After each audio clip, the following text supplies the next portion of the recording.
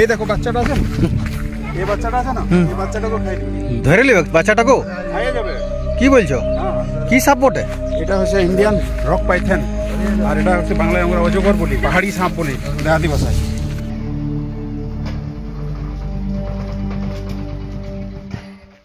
Hello hello হ্যাঁ বলো। হ্যাঁ স্নেক্স সেবার শম্ভু বলছি।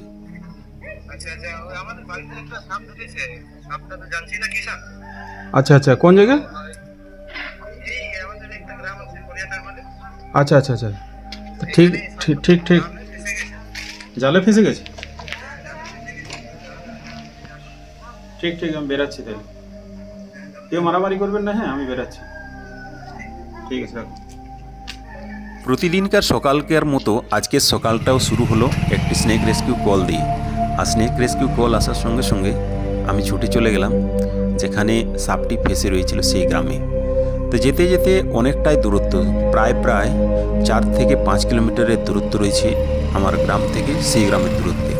তো সেখানে বাইকে করেই যেতে হয়, আর বাইকের রাস্তাটা অনেকটাই কাঁচা, অনেকটাই উপড় খাবড়, আর কোনো জায়গায় পিচ রয়েছে। যে ভাইটি আমাকে কল করে ডেকেছিল সে ভাইটি আমার সঙ্গে সঙ্গে কিন্তু চলে এলো, এবং সে আমাকে তার যেখানে সাপটি ফেসে রয়েছে সেই জায়গাতে নিয়ে যাবে। তো চলুন তার সাথে সাথে যাই এবং তাকেও বাইকে করে নিয়ে যাই সেই জায়গাতে।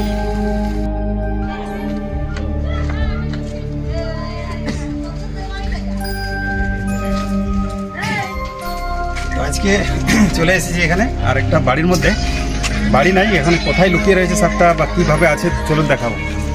আপনারা যারা ভিডিওটি দেখছেন, আপনারা যদি কেউ গ্রাম থেকে বিলং করছেন, তা আপনারা অবশ্যই বুঝতে পারছেন যে গ্রামের পরিবেশটা কেমন আর গ্রামের মানুষ কীভাবে থাকে।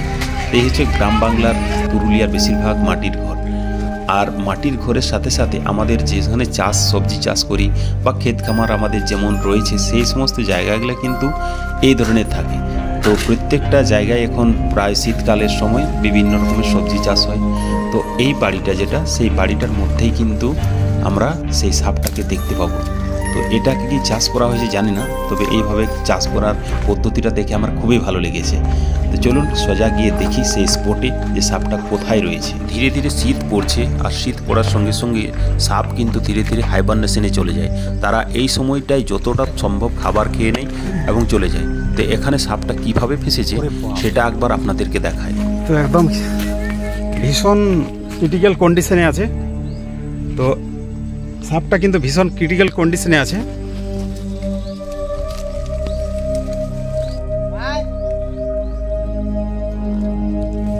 সাপটা এমনভাবে ফেসেছে যে এ কিন্তু কোনো খাবারের সন্ধানে কিন্তু এই পার থেকে পার হতে এসেছিল, আর সে কিন্তু এই নেটের মধ্যে ফেসে গেছে। কি করে দেখলে, কখন দেখলি? সকালবেলা সাপ খেতে এসেছিল।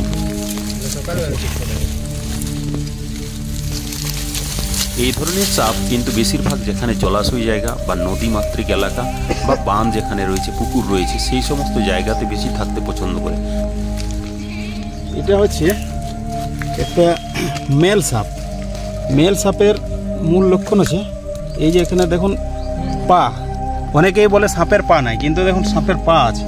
এটাকে অনেকেই পা বলে, কিন্তু এগুলো অ্যাকচুয়ালি পা নয়, এগুলো পায়ের মতো দেখতে এর অতিরিক্ত অঙ্গ। আর এটা হচ্ছে পুরুষ একটা, ঠিক আছে। তো একে এখান থেকে বাইর করতে হবে, তার জন্য একটা কাঁচি লাগে, ঠিক আছে, ব্লেড লাগবে। দেখুন কীভাবে শব্দ করছে। আর এই সাপটা হচ্ছে পৃথিবীর সব থেকে শক্তিশালী সাপ আর সব থেকে বড় সাপ, ঠিক আছে। এর ওজন, একটা ব্লেড নিয়ে আসবে, বাইট করবে কীরকম, কামড়াতে ছুটবে কেমনটা দেখো। একটা বাইট ইহা নিয়ে আসো, কাঁচি নিয়ে আসো।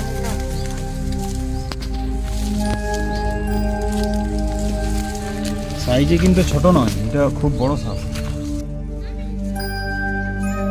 প্রথমে সাপটিকে দেখে আমি ঘাবড়ে গিয়েছিলাম, কেননা এই ধরনের সাপ কিন্তু বেশিরভাগ দেখতে পাওয়া যায় না, আর যেখানে দেখতে পাওয়া যায় সে কিন্তু এই পজিশনে থাকে না, সে কিন্তু নিজের স্বতন্ত্রতায় থাকে। এই সাপটা প্রথমে ফেসে গেছে জালের মধ্যে, আর জালের মধ্যে কখন ফেসেছে এটাও কেউ জানে না। তো সাপটাকে উদ্ধার করতে হবে, তার জন্য ব্লেড নিয়ে নিলাম, আর ব্লেড দিয়ে সেই তার দড়িগুলো ধীরে ধীরে কাটতে শুরু করলাম।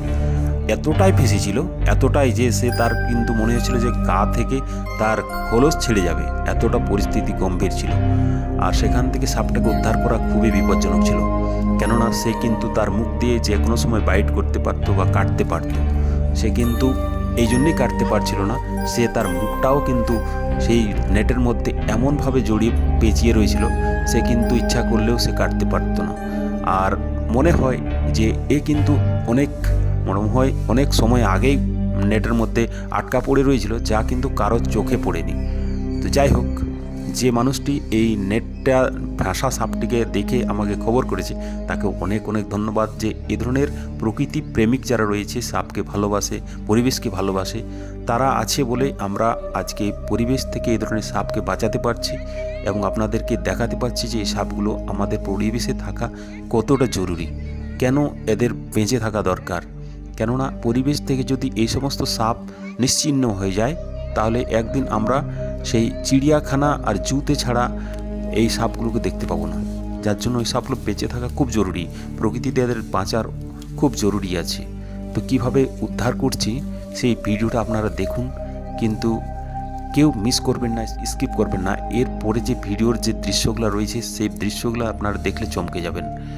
এত গম্ভীরভাবে পেঁচিয়ে রয়েছে, সেখান থেকে কেটে বের করা মানে খুবই ডিফিকাল্ট। তো যাই হোক, যেমন করে হোক সকলের সহযোগিতায় সাপের যে অবস্থাটাকে উন্নতি করার জন্য ধীরে ধীরে কেটে বার করলাম। দেখুন কি অবস্থায় রয়েছে। আর তার গাটা যে গলার অংশটা, সেখানে কিন্তু যে খোলসগুলো রয়েছে সেগুলো অনেকটাই নষ্ট হয়ে গেছে, ছেড়ে গেছে। তো তাকে ঠিকঠাকভাবে সুস্থ করব, তারপরে তাকে রিলিজ করব। তো চলুন, মোটমাটভাবে সেখান থেকে তাকে মুক্তি দিলাম, আর এখন বাইরে নিয়ে যাব। এটা হচ্ছে সেই অজগর। এটা কিন্তু এইভাবে যদি বেশিক্ষণ বাজায় থেকে যেত সে কিন্তু মারা যেত। অনেকটাই লম্বা আছে, দেখো ধরো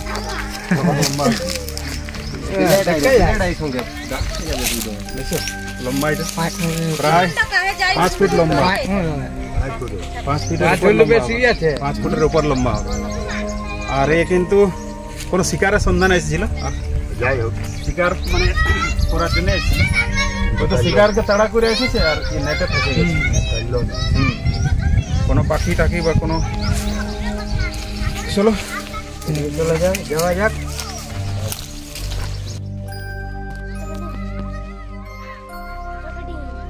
স্নেক রেস্কিউ করতে যেখানে যেখানে যায় সেখানে কিন্তু ছোট বাচ্চাদের ভিড়টা বেশি লাগে, আর তারা এতটাই ইন্টারেস্টেড মনে করে যে তারা কিন্তু সবার আগে থাকে যে সাপটাকে দেখতে হবে যেমন করে হোক।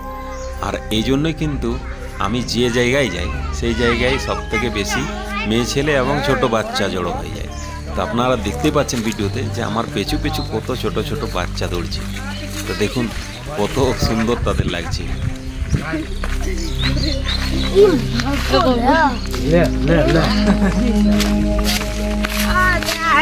कितना भारी होगा जी? কত ভারী হবে? কত ভারী আছে এটা? সব ভারী মোটামুটি 10 থেকে 15 কিলো। আর এই কিন্তু দেখো কিভাবে কুন্ডলি পাকাচ্ছে। এই যদি এরকম ভাবে ঘাড়ে ধরতে পারে মাথাটাই, সে কিন্তু যে কোনো মানুষকে মেরে ফেলতে পারে। দেখাচ্ছে ছোট, কিন্তু আহার করবে কি আর 3 গুণ সাইজের। মানুষ को খাই যাব। এই দেখো বাচ্চাটা আছে, এই বাচ্চাটা আছে না, এই বাচ্চাটাকে খাই দিবে। ধরে নেবে বাচ্চাটাকে? খাইয়ে যাবে। কি বলছো? কি সাপ বটে? এটা হচ্ছে ইন্ডিয়ান রক পাইথন, আর এটা হচ্ছে বাংলায় আমরা অজগর বলি, পাহাড়ি সাপ বলি দেহাতি ভাষায়। চলো চলো উদ্ধার করো জঙ্গলে। বাচ্চাদের হই হুল্লোড়ে মনে হচ্ছে যে তারা কিন্তু ভীষণ ইন্টারেস্টেড আছে। তো সাপটা এতটাই ওজন আছে যে তাকে মানে মানে হাতে ক্যারি করাটা খুব মানে একটু ইয়া লাগছে, ভারী আছে যেহেতু সাপটা। তো আপনাদেরকে এইভাবেই আমি দেখাচ্ছি যে চলুন বাইরে একে নিয়ে যাই। এবং বাইরে প্রথমে তাকে রাখতে হবে, কেননা তাকে একবার জল টল কিছু একটা মানে দিতে হবে। তো না হলে শরীরটা ওর পুরোপুরি মানে বেশি রোদ্রে এইসবে থাকে, তার শরীরটা কিন্তু একটু অস্থির হয়ে গেছে। তাকে একটু শান্ত করতে হবে, সুস্থ করতে হবে। এই ছাগল বাচ্চাগুলোর পাশেই রাখি, যদি 2-1টা ছাগল বাচ্চা খেতে পারে তো ছাগল বাচ্চা ভয়ে তো মার দিগম্ফর। মানে ছাগল বাচ্চা তো বুঝে গেছে যে এটা কি ব্যাপার, যদি একবার ধরে সে কিন্তু ছাড়বে না।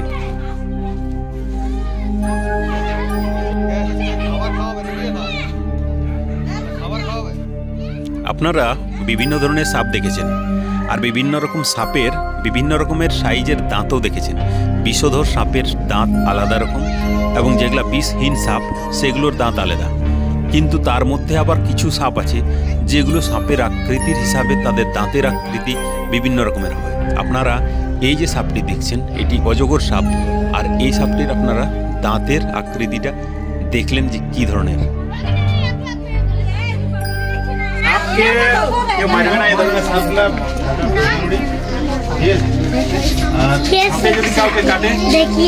কোনো ওঝাগুনি ঝাড়ফুঁক তন্ত্রমন্ত্র করতে যাবে না, সোজাসুজি সরকারি হাসপাতালে যাবে আর ট্রিটমেন্ট করাবে। কোনো মাফলি ফাফলি ঝাড়ফুঁক এইসবের করে যাবে তো জীবনটা যাবে, ঠিক আছে?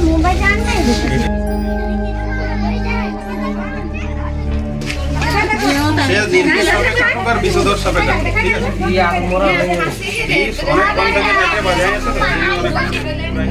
সাপটিকে একবার তার নিজস্ব স্বতন্ত্রতায় ছেড়ে দিয়ে দেখি তার কীরকম সজ্ঞান আছে কি নাই।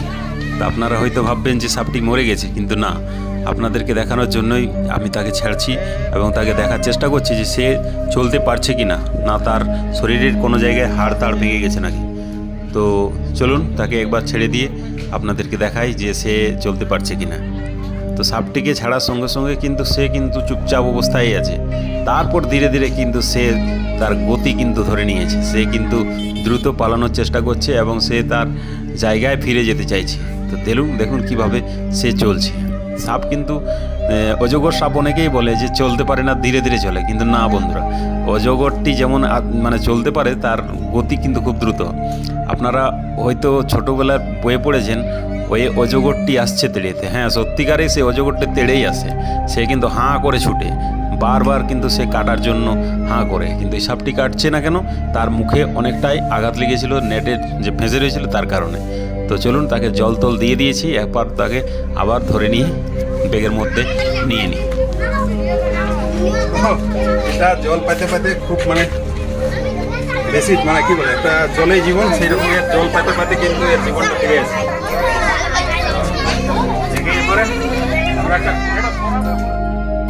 সাপটিকে ভরার জন্য একটি বোরা চাই কোনো পাত্র মাগলাম, তো একটা ঝোলা নিয়ে চলে এলো। এটাতে কিন্তু সাপকে রাখা যাবে না, সাপ বেরিয়ে যাবে, তার জন্য একটা বোরার প্রয়োজন। একটা বাচ্চা দেখে সামনে ধরে পালাচ্ছে, এই কিন্তু অনেকক্ষণ ধরে আমার পিছু পিছু চলছিল, আর সাপটা যেমনি এদিকে ওদিকে আসছি তেমনি আমার পিছু পিছু চলে আসছে। মনে হয় ভয় লাগছে না তার। তো ছোটো বাচ্চাদের এরকম হয়, মানে বেশিরভাগ যারা সাপকে দেখতে ভালোবাসে তারা, আমরাও ছোটোবেলায় সাপুড়িয়ার কাছ থেকে সাপ দেখার জন্য ছুটে যেতাম, আর সাপ দেখতে খুব ভালো লাগতো। তো এইভাবে ছোটোদের খুব ভালো লাগে। আরেকজন চলে এসেছে দাদা ভাই, সে কিন্তু ফটো তোলার জন্য বসে একটা ফটো নেবো, সে মনে হয় ঝাড়খণ্ড দিকের কোথাও একটা ছিল আর কি, তো সে কিন্তু ছবি নিয়ে নিল। যাক, ভালো জিনিস। সাপকে সবাই মিলে যদি বাঁচানো যায় এভাবে তো খুব ভালো। আমাদের পরিবেশে এই সমস্ত সাপগুলো বাঁচার খুব জরুরি আছে, তা না হলে নিশ্চিহ্ন হয়ে যাবে সাপগুলো। এরপর সাপটিকে আর বেশি বিরক্ত না করে একটি বোরার মধ্যে নিয়ে নিই, আর তারপরে তাকে জঙ্গলে সম্পূর্ণরূপে ছেড়ে দেবো, যাতে করে সে বেঁচে থাকতে পারে এবং প্রকৃতিতে সে দীর্ঘ সময় ধরে বেঁচে থাকতে পারে। আর তার যার প্রয়াস করেছে, আমাকে এই সমস্ত কাজে সাহায্য করেছে, তাদেরকে অসংখ্য ধন্যবাদ যারা পাশে থেকেছে। তো চলুন একে প্যাক করে নিলাম, এরপর তাকে ব্যাগের মধ্যে ভরে তারপর সিদ্ধা চলে যাব আমরা জঙ্গলের দিকে, যেখানে তাকে সাপটিকে চিরমুক্তি দিয়ে আমরা বাড়ি ফিরব। সাপটিকে ব্যাগের মধ্যে নিয়ে নিলাম, এরপর একটু হাতটা পরিষ্কার করে নিই। তো বড় সাপ মানে এই নিয়ে মোটামুটি অনেকগুলো পাইথন রেস্কিউ হয়েছে আমাদের এলাকায়। মোটামুটি মানুষ মানে সজাগ হয়েছে যে সাপকে মারে নাই। এটা একটা ভালো জিনিস, যে সাপকে না মারে কিন্তু বাঁচাচ্ছে। আর সাপকে পরিবেশে যতটা বাঁচতে দিই, পরিবেশে থাকতে দিই, ততটাই আমাদের মঙ্গল। পরিবেশে যদি এগুলো লুপ্ত হয়ে যায় তো ধীরে ধীরে আমাদের অসুবিধা হবে, আমাদের যে প্রাকৃতিক নেচার আছে সেই নেচারের অসুবিধা হবে। ঠিক আছে ভাই, জল নিয়ে আসো। এরপর একটু বিটু বাবুকে জানকারি দিয়ে দিই, খবর দিয়ে দিই যে আজকে যে সাপটি রেস্কিউ হয়েছে সেই সাপটিকে কীভাবে আমরা রিলিজ করব বা কোথায় রিলিজ করব। স্যার বলছিলাম বকোদে একটা পাইথন রেস্কিউ হয়েছে।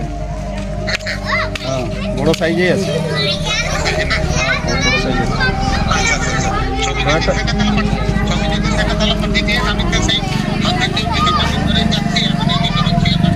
আমার জালে বাজে রয়েছিল, জালে আটকা পড়ে গেছিল পুরো। তো ও গত রাত্রের থেকে জালে আটকা পড়ে রয়েছিল, এখন যাক আসেনি, পরে উদ্ধার করলি। তো এই সাওয়াতিয়ে ছেড়ে দিছি নাকি? ঠিক আছে। তো চলুন, বিটবাবুর সাথে কথা হয়ে গেল। তো বিটবাবু বলে দিয়েছে যে তোমরা যে সাপটিকে ধরেছো সেটিকে জঙ্গলের মধ্যে রিলিজ করে দাও। তো হাতটা পরিষ্কার করে ধুয়ে নিচ্ছি, কেননা সাপ ধরার পরে হাত পরিষ্কার করে ধুয়ে নিতে হয়। আর সাবান দিয়ে পরিষ্কার করে হাতটা ধুয়ে নিলাম। আর মানে যারা সাহায্য করেছিল তারা অসম্ভব রকম সাহায্য করেছিল, যে মানে জল থেকে শুরু করে সাবান এমনকি ব্যাগ পর্যন্ত দিয়েছে। এবং তারপরে আমরা ধীরে ধীরে জঙ্গলের দিকে চলে যাব, যাতে সাপটিকে তাড়াতাড়ি সেখান থেকে রিলিজ করা যায়। তো আপনারা সঙ্গে থাকুন, যে সাপটিকে দেখুন যে কীভাবে আমি সম্পূর্ণরূপে তাকে রিলিজ করছি। এই গাড়ির মধ্যে আমি নিয়ে এলাম, আর এরপর আমরা ধীরে ধীরে জঙ্গলের মুখে রওনা হব। সাপকে যতটা সম্ভব মানে ধরাটা যতটা কঠিন, ততটাই কঠিন তাকে সম্পূর্ণ সেই পরিবেশে ছাড়াটা। কেননা সাপকে যখন আমরা ধরি তখন তাকে একটা দায়িত্ব থাকে তার পরিবেশে ছাড়াটা। তো যেখানে আমরা প্রত্যেকটা সাপকে তার পরিবেশে ছাড়ার চেষ্টা করি, সে যে পরিবেশে থাকতে পছন্দ করে, যে সাপ জলাশয়ের সাপ সেই জলাশয়ে থাকতে পছন্দ করে, যে সাপ হালকা পাথুরি জমিতে থাকতে পছন্দ করে তাকে সেই জমিতে ছাড়তে আমরা চলে যাই। তো জঙ্গলটা অনেকটাই দূরে, প্রায় গ্রাম থেকে 3 কিলোমিটারের দূরত্বেই রয়েছে জঙ্গলটা। তো সেখানে নিয়ে এলাম, আর সেখানে ব্যাগ থেকে দেখুন বেরিয়ে সাপটাকে দেখাচ্ছি। তো সাপটাকে নিয়ে এসেছি এখানে, আর এটা হচ্ছে সেমাতির ঘন জঙ্গল। আর এই জঙ্গলটাতে সাপ মানে আছে, অনেক সাপ আছে। তো এই ধরনের সাপও থাকা জরুরি আছে, কেননা এই পরিবেশে এই সাপ থাকতে খুব বেশি পছন্দ করে। জলাশয় আছে, বিভিন্ন ধরনের খাবার পাবে, তার সাথে সুন্দর পরিবেশ আছে। তো চলুন আজকে এখানে একে ছাড়ে দেখা যায়।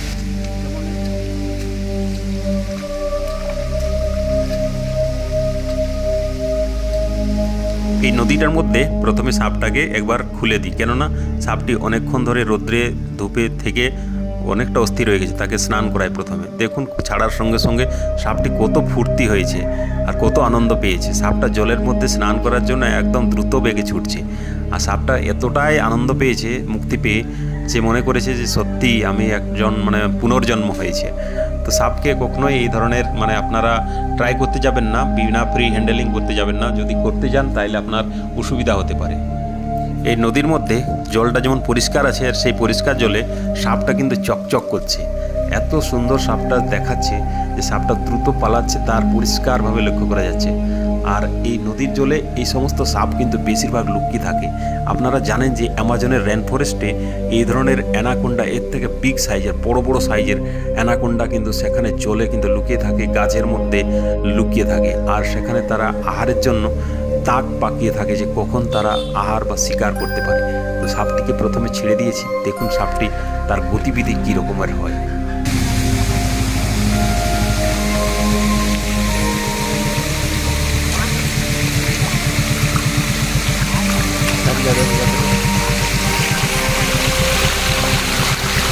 पूरा मजा लीजिए, ये वहीं जैसे चले जा, छूटे जा अभी तू দেখতে দেবো ওকে। শুধুমাত্র যে মানুষই সাঁতার কাটে তেমনটা নয়, সাপও কিন্তু সাঁতার কাটে। আর সাপ জলের মধ্যে কেমন সাঁতার কাটে সেটা আপনারা হয়তো দেখেননি, আজকে নিজের চোখে দেখে নিন। সাপটা ঝর্নার জলে কিভাবে সাঁতার কেটে নিচের দিকে যাচ্ছে, আর সে ধীরে ধীরে লুকোনোর চেষ্টা করবে কিভাবে, সেটাও একবার দেখে নিন। সাপ কিন্তু এই ধরনের সাপ বেশিরভাগ জলাশয়ে থাকতে বেশি পছন্দ করে, এবং জলে কিভাবে তারা দ্রুত পালিয়ে যেতে পারে সেটাও দেখুন। এবং জলের মধ্যে যেখানে তাদের পাথরের খোলস, সেই সমস্ত জায়গায় কিন্তু তারা বেশি লুকোতে পছন্দ করে। সাপটিকে যাতে জলের মধ্যে এইখানে ওখানে আরও জলে নদীর স্রোতে বয়ে আবার কারো খেতে কিংবা বাড়ির মধ্যে না ঢুকে যায়, তার জন্য কিন্তু তাকে জলে ছাড়াটা একটু ভুল হবে। কেননা জলটা, নদীর জলটা সেটা কিন্তু চলে যাচ্ছে সোজা ক্ষেতের দিকে, আর সেখানে ক্ষেতে ধান রয়েছে। তো যার জন্য কিন্তু সে চলে যেতে পারে নদীর মুখ থেকে ক্ষেতের মধ্যে। তো সাপটিকে তার জন্য রোডে নিয়ে আসলাম, এবং রোড থেকে তার একটা দৈর্ঘ্য প্রস্থটা মেপে নিলাম। তা প্রায় 7 ফুটের মতো লম্বা হচ্ছে সাপটা।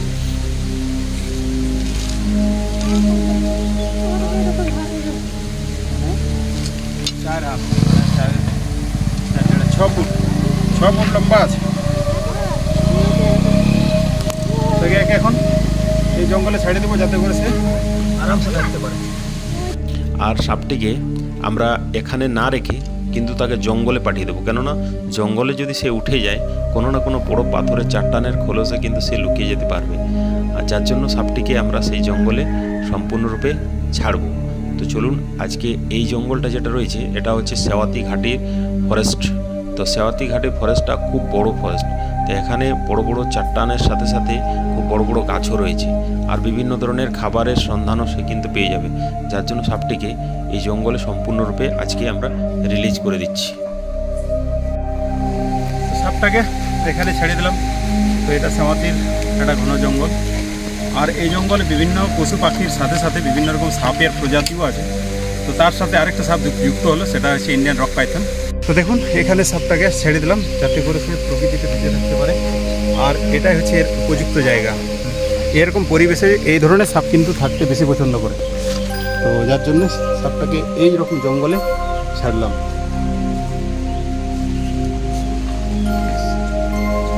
এতক্ষণ ধরে আপনারা দেখছিলেন স্ন্যাক্স এবার সম্ভব ইউটিউব চ্যানেল, আর ফেসবুক পেজ থেকে যদি দেখছেন ভিডিওটা অবশ্যই পেজটিকে ফলো করুন, আর চ্যানেলটিকে সাবস্ক্রাইব করুন, ভিডিওটিকে লাইক করুন। আর ভিডিওটি যদি আপনার একটুকু ভালো লেগে থাকে অবশ্যই ভিডিওটি অন্যদের দেখার জন্য শেয়ার করে দিন, আর আপনার মতামত কমেন্ট বক্সে অবশ্যই দেবেন। আর এ ধরনের যদি আপনারা কোথাও সাপ দেখে থাকেন অবশ্যই আমাকে কল করুন, আর তার সঙ্গে সঙ্গে উদ্ধারের জন্য আমি চলে যাব, না হলে আরও অন্য স্ন্যাক্স এবার আমি পাঠিয়ে দেবো। এতক্ষণ সঙ্গে থাকার জন্য অনেক